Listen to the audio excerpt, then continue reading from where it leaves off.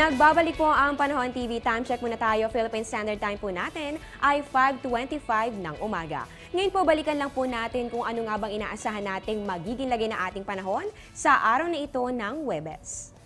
Ayon po sa Pag-asa, patuloy po nating minomonitor ang lagay ng isang low pressure area na as of 4 a.m. nga po kanina ay namataan sa layo 750 kilometers east ng Luzon. At ito po ay nakapaloob pa rin dito sa may ITCC. Meron pa rin po tayo umiiral na Intertropical Convergence Zone na makakaapekto po dito sa Luzon at pati na rin po sa may Visayas. Para po sa lagay ng ating panahon sa araw na ito, asahan po dito sa may Kabikulan, pati na rin po dito sa may Eastern Visayas ang pagkakaroon po ng moderate to heavy rain showers and thunderstorms na kung ito po ay posibleng magdulot ng mga pagbaha o pagguho ng lupa, kaya doble ingat po para po sa ating mga kababayan dito sa mga nabanggit kong lugar. Samantala dito naman sa atin sa Metro Manila at natitirang bahagi ng ating bansa, magkakaroon naman po tayo ng light to moderate rain showers and thunderstorms. At ayon nga po kanina, nabanggit ko po na ayon po sa Pag-asa, meron po tayong inaasahang mula po 3 hanggang 4 na bagyo na maaaring pumasok ngayong buwan ng Setyembre dito po sa loob ng ating Philippine Area of Responsibility. At ang susunod pong bagyo ay papangalanan natin na Bagyong Odette. Kaya po patuloy po nating i-monitor ang lagay nitong low pressure area na ito. Kung siya na nga ba ang magiging sunod na bagyo, sunod po yan kay Bagyong Nando. Ngayon naman po, panahon na para alamin po natin ang extremes of temperature at ang relative humidity.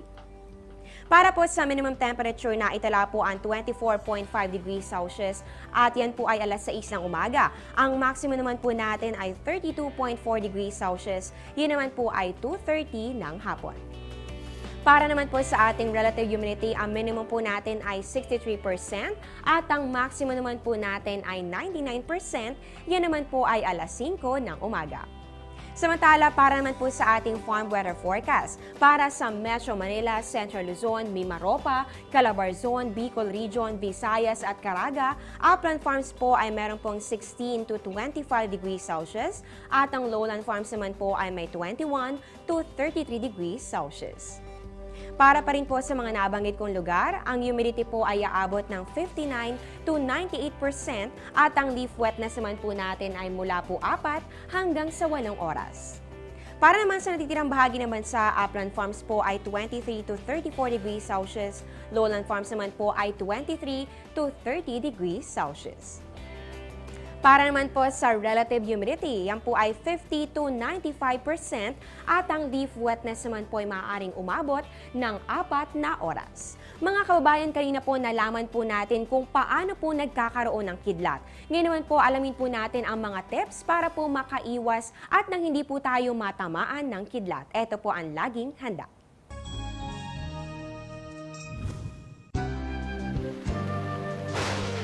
Kaakibat ng mga pagulan, ang pagkidlat at ang mga panganib na dala nito sa atin.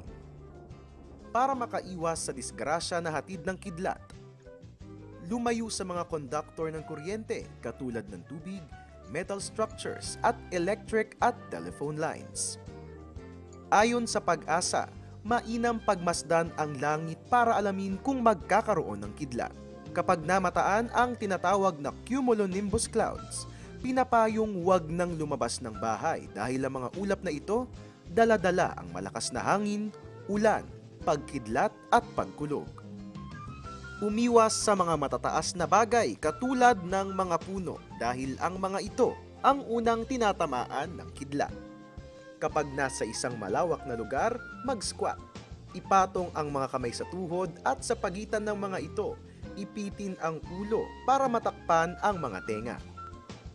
Kung kayo ay nasa loob naman ng bahay, lumayo sa mga bintana, kable ng kuryente at water pipes. At higit sa lahat, palaging makibalita sa lagay ng panahon sa pamamagitan ng telebisyon, radyo, dyaryo at internet.